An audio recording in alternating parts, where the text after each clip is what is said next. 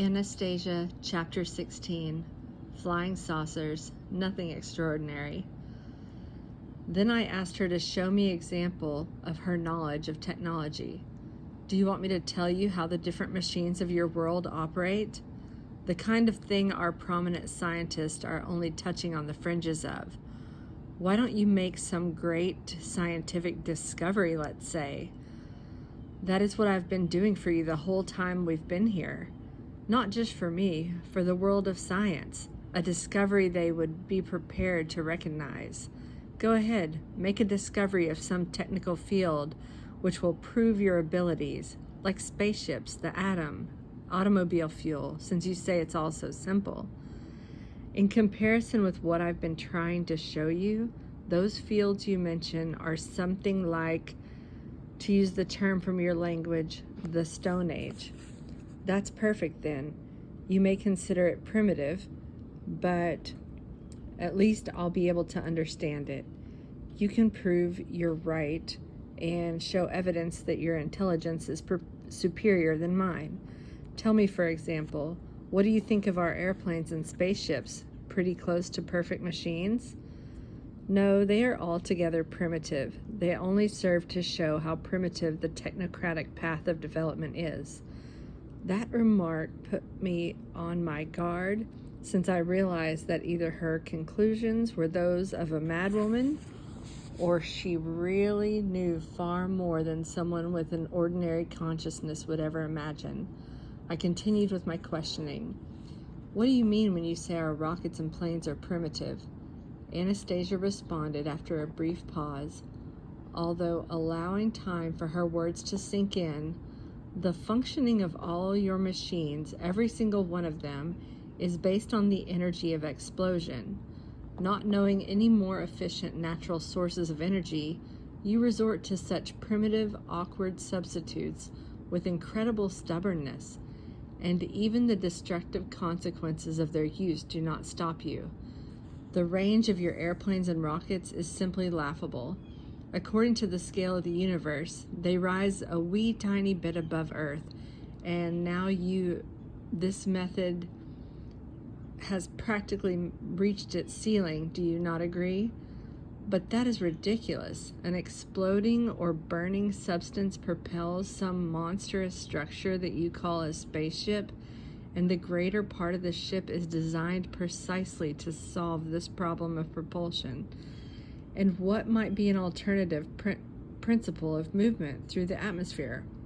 A flying saucer might be a good example, Anastasia responded. What, you know about flying saucers and their propulsion systems? Of course I know. It's very simple and rational. I felt my throat go dry as I tried to hurry her up. Tell me, Anastasia, quickly, in a way that I can understand. All right, only do not get excited. It will be harder for you to understand when you're excited. The propulsion system of a flying saucer is based on the energy of generating a vacuum. How so? Be more precise. You have a limited vocabulary, yet I am compelled to restrict myself to it so that you can understand me.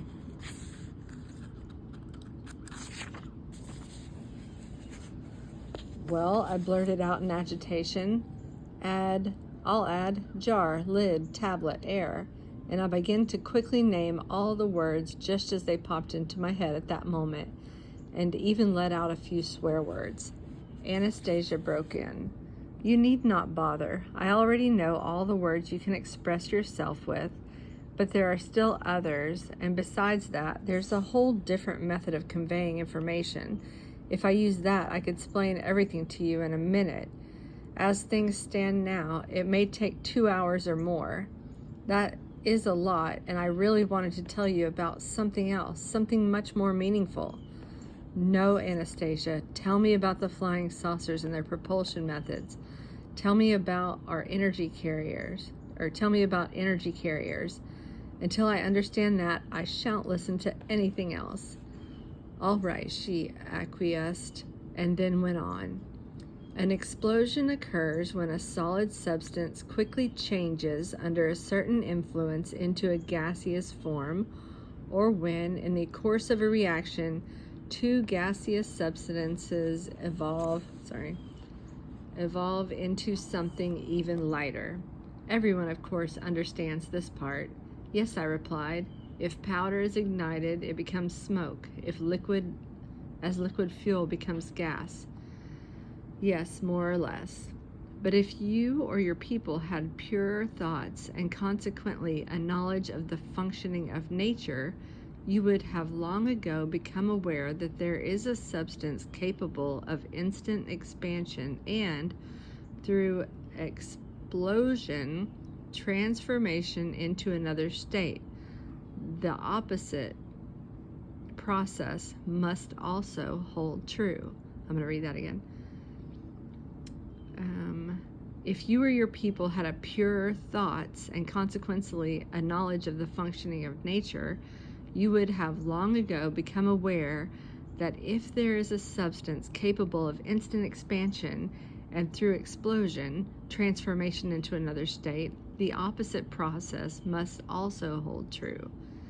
In nature, there are living microorganisms that transform gaseous substances into solids. All plants do this, in fact, only at varying speeds and with varying degrees of firmness and solidity of the resulting substance. Take a look around you, and you will see the plants take in liquid from the earth and breathe air, and then process these into hard and solid body.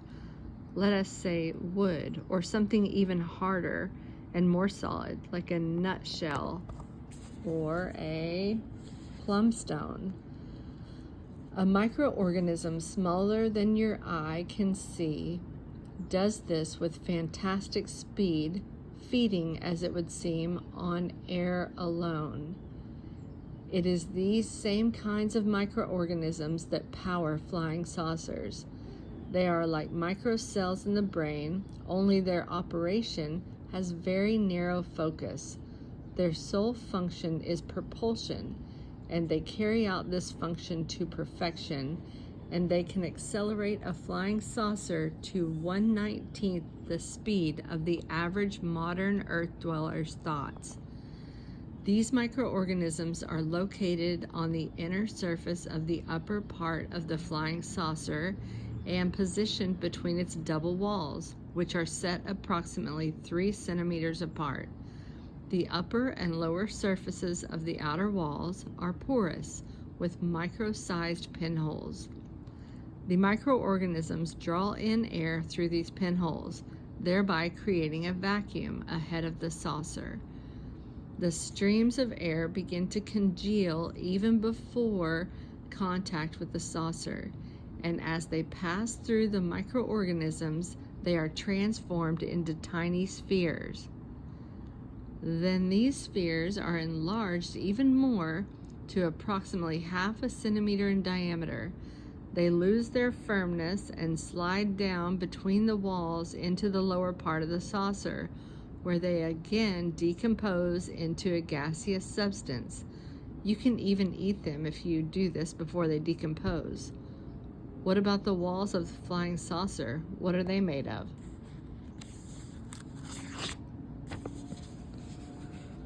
They are cultivated, grown. How so? Why the surprise? Just give it a little thought and you will figure it out. Many people cultivate a fungus in various kinds of containers. The fungus, by the way, imbues the water in which it's placed with a pleasant, slightly acidic flavor and then takes the shape of the container. This fungus, by the way, is very similar to a flying saucer. It creates a double wall above and below. If another microorganism is added to the water, it produces a congealment, but this so-called microorganism can be produced, or rather given birth to, by the power of the will or the brain, much like a vivid concept or imagery. Can you do this? I asked. Yes, but I do not have the sufficient power of my own. The action of several dozen people having the same ability is required, and it takes about a year all told. And can one find on our earth everything necessary to make or grow, as you say, such a flying saucer and these microorganisms? Of course one can. The earth has everything that the universe has. But how do you get these microorganisms inside the walls of the saucer if they're so small you can't even see them? Once the upper wall is cultivated, it will attract and collect them in huge numbers, just as bees are attracted to cells. But this process also requires the collective will of several dozen people. In any case, what is the use of elaborating further if you cannot cultivate it for the lack of people with the right kind of will and intelligence and knowledge? Isn't there some way you could help? I could. So do it. I have already. What have you done? I were still perplexed. I told you how children should be raised, and I shall tell you more. You will tell this to others. Many will understand, and their children raised in this manner will have the intelligence, knowledge, and the will which permits them to make not only a primitive flying saucer, but significantly more. Anastasia, how do you know so much about flying saucers? Don't tell me that too comes from your communication with the planets. They have been landing here, and I've helped them repair their ship. Are they much smarter than us? Not at all. They have a long way to go to attain the level of man. They are afraid of us, afraid to approach people, even though they were very curious. At first they were afraid of me, then I trained their mental paralyzers on me. At first they were afraid of me. They trained their mental paralyzers on me. Put on quite a show. They tried to frighten me, shock me. It was quite a challenge to calm them down and convince them I would only treat them with affection. Well, how can they be less smart than us if they can do things man can't do yet? What is so surprising about that? Bees make incredible structures out of natural materials, including the whole ventilation and heating systems. But that does not mean they are superior to man's intelligence. In the universe, there is no one and nothing stronger than man except God.